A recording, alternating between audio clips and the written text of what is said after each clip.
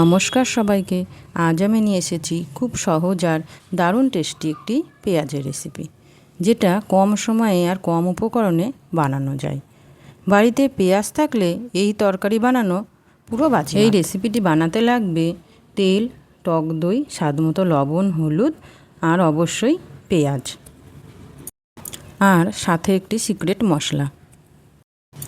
চলো তাহলে, সবার প্রথমে একটা মশলা লাগবে, সেটাই আমি বানাচ্ছি। প্রথমে শুকনো কড়াইয়ে জিরে, সর্ষে, মৌরি আর মেথি দিয়ে দিব। কালো সর্ষেও দিতে পারো, আবার হলুদটাও দিতে পারো। এবার হালকা ভেজে গুঁড়ো করে নেব।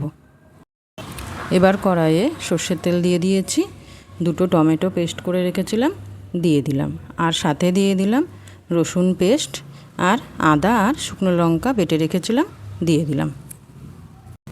এখানে আমি এক বাটি টক দই দিয়েছি। টক দইটা অবশ্যই কিন্তু জল ঝরিয়ে রাখবে। লবণ হলুদ তো আগেই দিয়েছি। এবার 5 মিনিট মতন মশলাটা ভালো করে কষিয়ে নিতে হবে।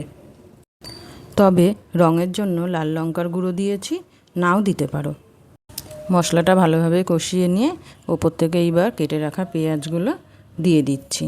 পেঁয়াজগুলো ভালো করে নাড়াচাড়া করে উপর থেকে গরম জল দিয়ে মিনিট 10 বেশ কষিয়ে কষিয়ে তারপরে নামাতে হবে। রান্নাটা কী যে দারুণ লাগে, রুটি পরোটা সবার সাথেই যায়। এটি কিন্তু একটি রাজস্থানী রেসিপি।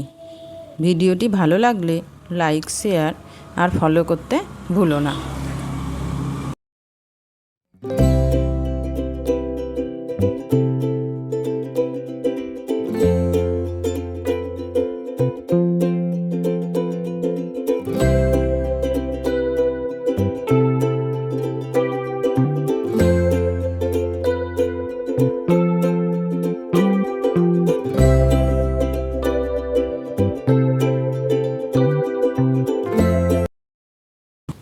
পেঁয়াজের জলটা শুকিয়ে আসলে যে মশলাটা ভেজে রেখেছিলাম সেটা গুঁড়ো করে দিয়ে দিলাম।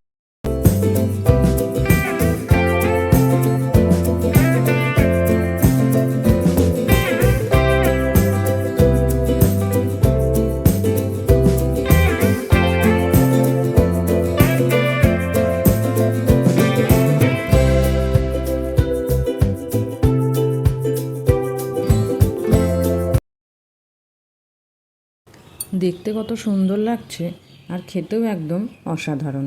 আপনারা অবশ্যই বাড়িতে ট্রাই করবেন আর কেমন লাগলো বলবেন।